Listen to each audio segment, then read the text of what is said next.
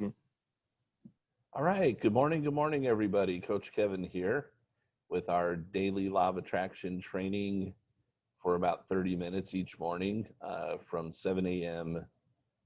to 7:30 California time. So wherever you are in the world, just adjust for yourself and feel free to join us each morning from 7 to 7:30. Okay, I want to hop in and share my screen here really quick with you guys for those who are watching this recording in the future. and let's see. First thing I want to show you guys, if you're new to us, is we have a Facebook group. Our Facebook group is called Daily Law of Attraction Training and Support with Coach Kevin, as you can see there. Our URL is facebook.com, excuse me, /groups/Daily Law of Attraction Training.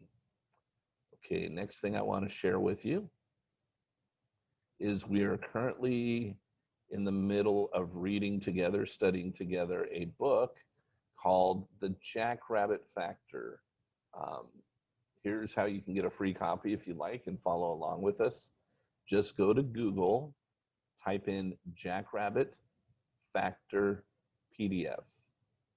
Jackrabbit Factor PDF, probably the very first thing that's going to show up, because that's where I found my copy of this, is going to be the free PDF available to you. Okay, if you like, you can also get it in paperback. You can also get it in Kindle. However, and I happen to have had both. However, I wanted to share with you a way that you can get it for free. So if you want to get it and catch up with us, or get it and follow along with us, that's cool. Also, you'll be able to see it here on the screen because I'm going to be reading it out loud as we go through it. And potentially adding some suggestions, thoughts, and commentary. This book was written by an author named Leslie Householder. She happens to be someone that I've become friends with. Got pretty close to her back in 2006, 7, 8, 9, 10. Since then, I haven't spent as much time with her, mostly because we've gone in different directions as far as where we lived. But we actually lived in the same city for a while. And when we were in Arizona together, now I'm no longer in Arizona. I'm over in the San Diego area. So anyhow, this book is also different because even though it's related to the law of attraction and is an amazing teaching book, it's not written the same way as most. It's actually written in story format as an allegory.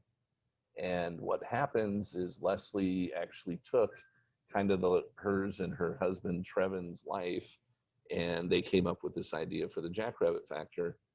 And even though this is all fictional here, it relates very closely to things that they were going through in their life. You'll also find there are characters introduced throughout the reading of this book, and they have very interesting names. And for the most part, the names do have symbolic meaning.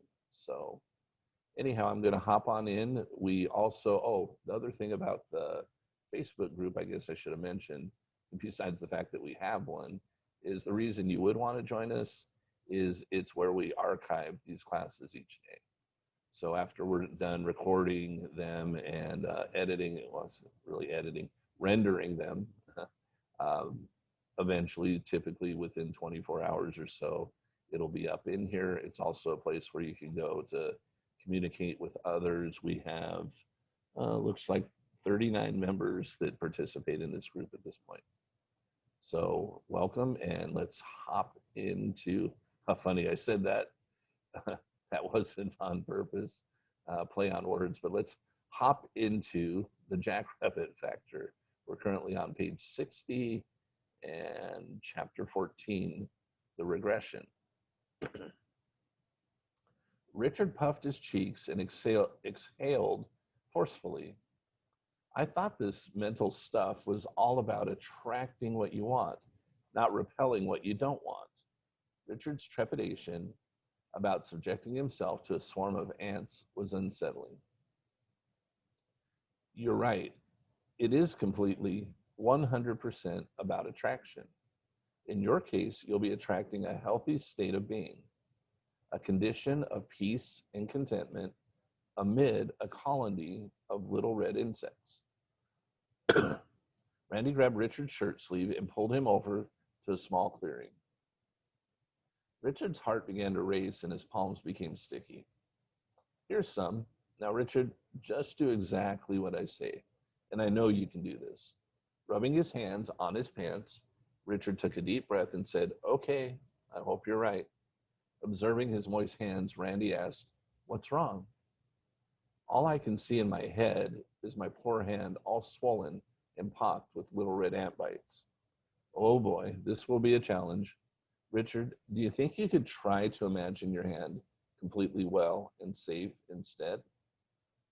"That's what I have to do, isn't it?" "Yeah, it is. I'll try." With that, Richard closed his eyes, feeling somewhat silly, but not wanting to disappoint his mentor. He visualized his hand just as it truly was and breathed deeply until he had convinced himself that his hand was completely well and fine. Without opening his eyes, he told Randy, "I think I'm ready."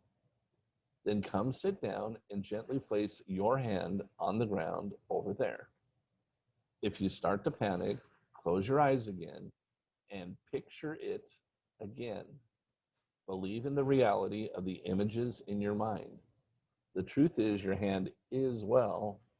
If you believe that truth, it will continue to be reflected in your circumstances, for that is the circumstance with which you are in harmony. Remember the proverb, as a man thinketh in his heart, so is he." Richard sat down and placed his hand on the ground near the ants.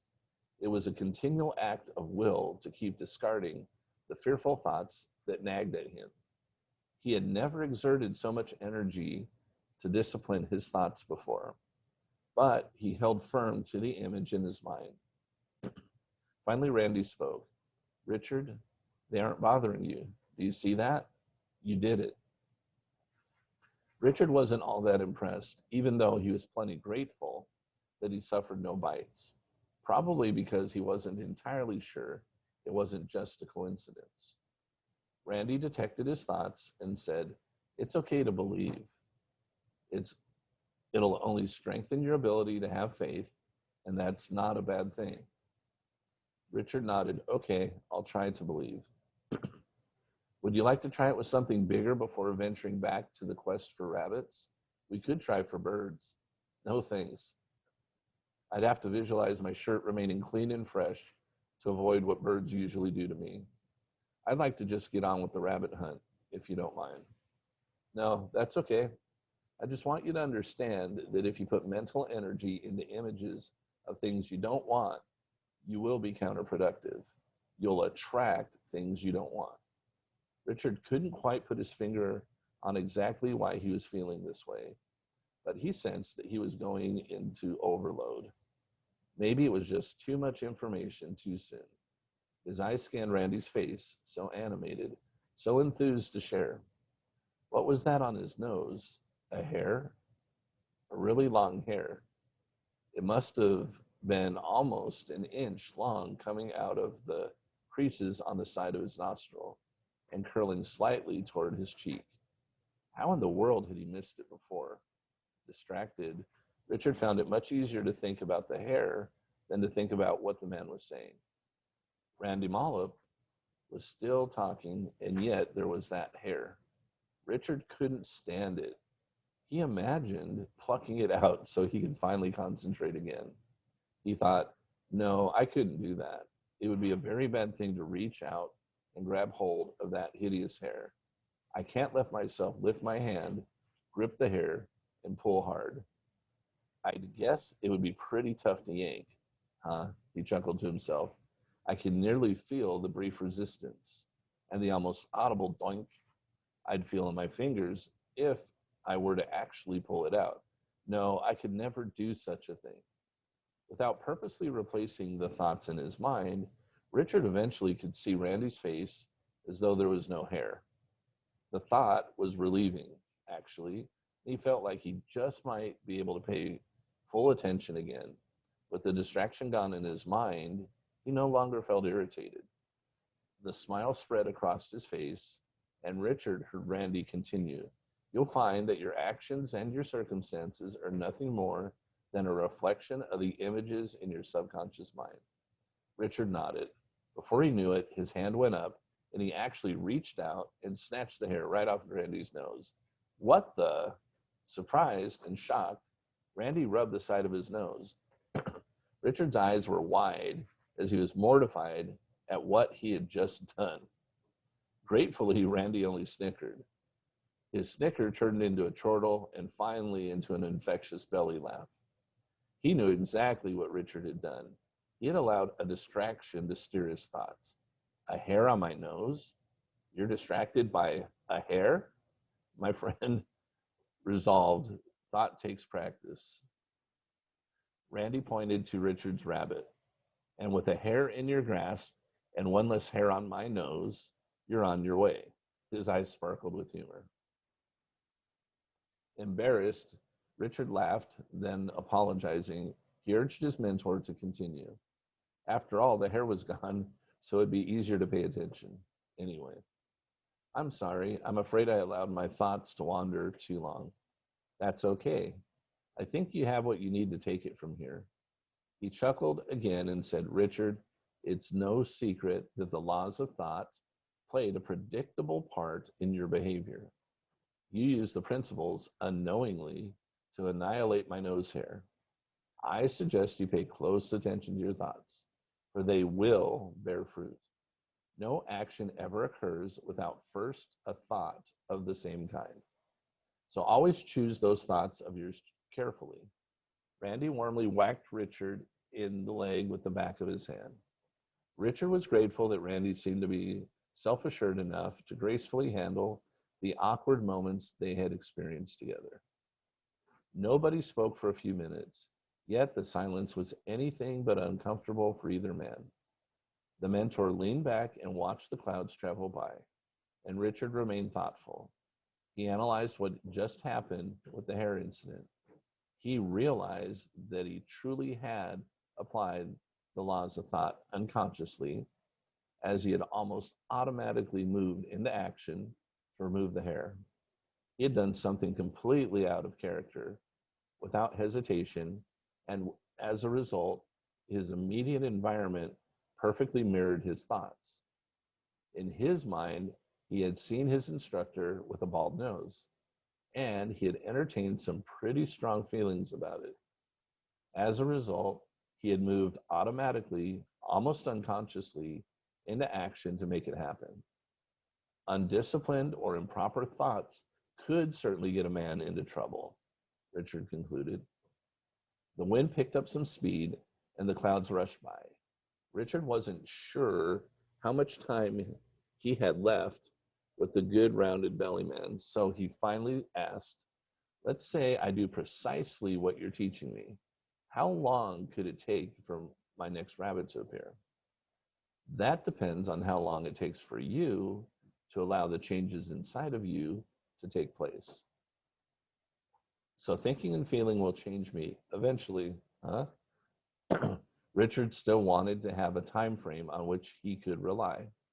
I know this part can be frustrating, the waiting part, but you have to understand your lantern has to burn bright with the dream, and you must believe strongly. Sometimes it takes only a moment to truly believe something you can't see. Sometimes it takes months or years to develop that kind of expectation. Months, years? Richard fought the doubt that was creeping in. Richard wasn't a lazy man. He could work as many hours as anyone. But this was asking something else. The rabbit wriggled in his grasp, and Richard snapped his attention back to their conversation. Randy sensed Richard may not be ready for all he wanted to say. But when Richard suddenly became alert, he continued, Richard, for everyone who is committed to believing, no matter how long it takes, our dream eventually comes true. Isn't that a better guarantee than none at all? People who keep at it trying to live in harmony with the laws of thought will grow in skill and self-belief until their confidence in getting everything they will ever need is virtually unshakable. Forcing a smile, Richard reluctantly accepted that he would just have to take Randy's word for it at this point. Patience was something he would have to work on, and he knew it. So, do you believe until it happens? And it doesn't matter how long it takes? Isn't it harder to believe the longer you have to wait? Now, remember, these principles can be used in small things that don't take a long time all along the way. Such an exercise strengthens your will and deepens your faith. Shoot, you could even use the principles to get better sandwiches in nicer bags if that was your dream. If you do, nature will create a need in one of the rabbit chasers who provides all these sacks, and they will feel compelled to leave just the right one for you to discover. As for the tougher dreams, you're right. It can be harder and the longer you have to wait. But on the other hand, the longer you must wait, the more detail you can put into the image and the more certain you can become of precisely what you want. That sounds like a scapegoat to me, to be completely honest. Like, if it never happens, are we just supposed to say, oh, well, I guess it's still on its way forever? No, Richard. You can trust that each and every idea has an absolutely finite gestation period, if you will. That period of time is specific and certain. Your job is to hang on to the belief throughout the required period of time. Pass the test, or should I say, the trial of your faith, and the reward is yours. Trust me, it's easier to do just knowing the period of time is certain and finite. And one day you will be the one to provide a few bags for the good people on the path. Wouldn't it be nice if we had some sort of chart listing all the kinds of ideas in the world with all the corresponding gestation periods? Man, that would be something, wouldn't it? Quietly, the man contemplated the philosophies they'd been discussing. Finally, Randy broke the silence. Richard, you can choose to be skeptical about dreams that don't show up on time. You can choose to think that what I'm telling you is a crock and that somehow my advice about unfulfilled dreams is a scapegoat. It's your choice, Richard. But remember, while you're wasting energy doubting, someone else out there is spending the same amount of energy believing and achieving, and it might as well be you. Not completely satisfied, Richard nevertheless recognized that he needed to try to do away with his analysis paralysis if he wanted to be the achiever of his dreams. If you choose to believe, then you can always chase doubts with this one thing. The times when we don't get what we want, exactly when we want, we simply express gratitude to God for his wisdom and get excited because it means something better is on its way, or it wasn't what we would have wanted after all, or that it wasn't yet the right time. It's all good, and just thinking so will attract as much good to you as and your family as you're capable of enjoying. Richard conjectured, so what if I get stuck just living my whole life with unfulfilled expectations? Sighing patiently, Randy thought for a moment, then shared an analogy that he thought might be helpful now.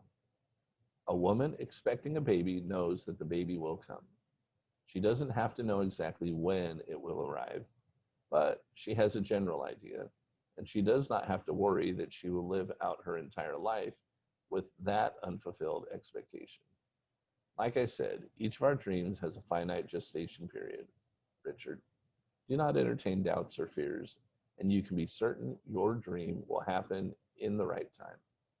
Just as the woman doesn't want her baby to come out too soon, neither should you want your dream to be realized too soon either. When it doesn't seem to come on schedule, we must feel gratitude that it will come at the right time. Okay, I can see it in that light. If a woman is going to have a baby, she can predict its arrival, give or take a few weeks. She'll calculate a specific due date, which she usually marks on her calendar. but you're right. It could come a little early, and she isn't going to be doubtful if she goes overdue. In fact, she'll get more and more certain all the time, won't she? She won't give up and quit preparing. She'll just keep getting herself more prepared with each passing day. After all, she's expecting. Well said, Richard. Imagine feeling that way about your dreams and goals. Expect them. And imagine becoming more sure the longer you have to wait. Now, there's a new way of thinking. I like that.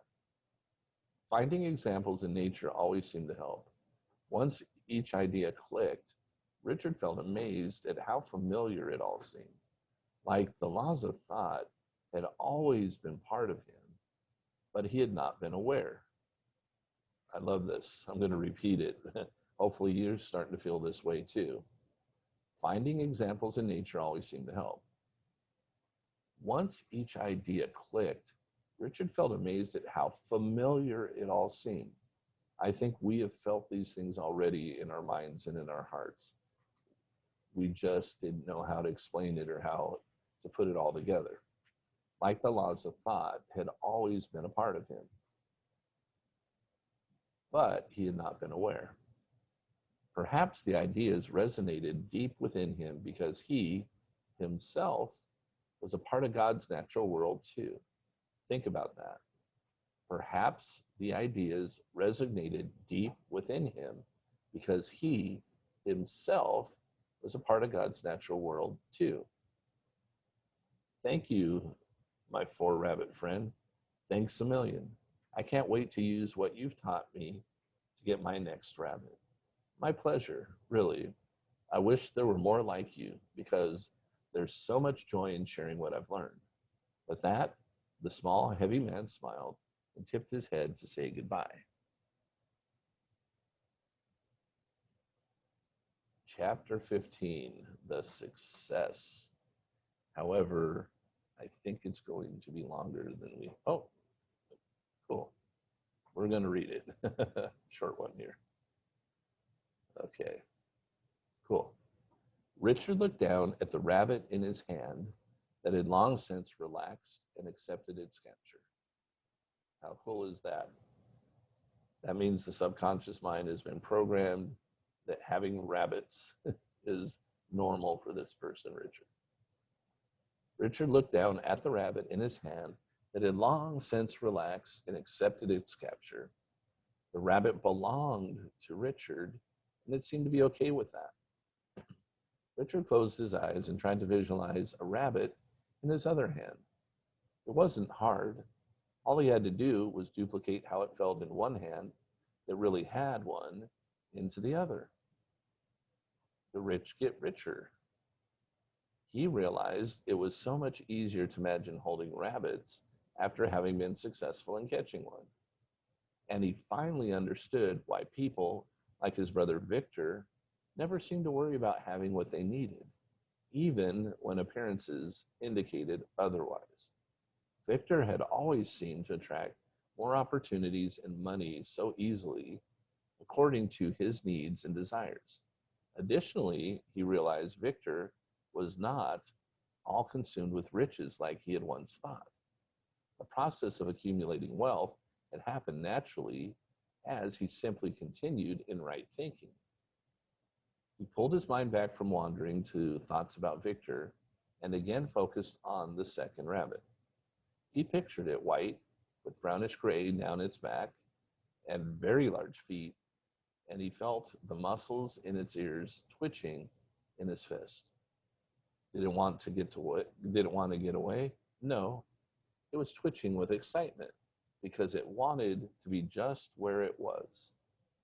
A smile spread over Richard's face, and he felt a swelling sense of gratitude fill his chest. His throat tightened and his eyes became misty. Oh, how wonderful it was to have such an abundance. How amazed he was that God had blessed him with so much and so quickly. Thank you. Thank you for such a wonderful blessing as a second rabbit to take home to my family. We are so happy and grateful for the ability I have to be with them again and feel peace and joy and the time I have to play with my son, to dance with my wife, to enjoy the wonderful things that were created for the purpose of showing mankind how much God loves his children. Richard didn't want to open his eyes, but when he did, there was the rabbit. It didn't surprise him, for he was already grateful for it, and he already knew what it would feel like to hold it in his other hand. It was as predictable as an image in a mirror. Only the reflection of his thoughts had not appeared immediately, but with a slight delay. He realized that's okay. He was learning that he could expect his circumstances to mirror his thoughts, and he would be able to hold on and believe until they all came true. The rabbit in front of him, this situation, was in perfect harmony with Richard's mind, and so it came together effortlessly. This time, he didn't lunge at the hare. All he needed to do was open his fingers and place them gently around the beautiful creature's ears. Awesome. All right. Rich, Valerie, Myrna, good morning. And anybody have any questions or comments today? Good morning. I'm good, thank you. Hi. You're welcome. Same here. Thanks, Kevin. You're welcome. Thanks, Kevin. Yeah, absolutely. You're all welcome.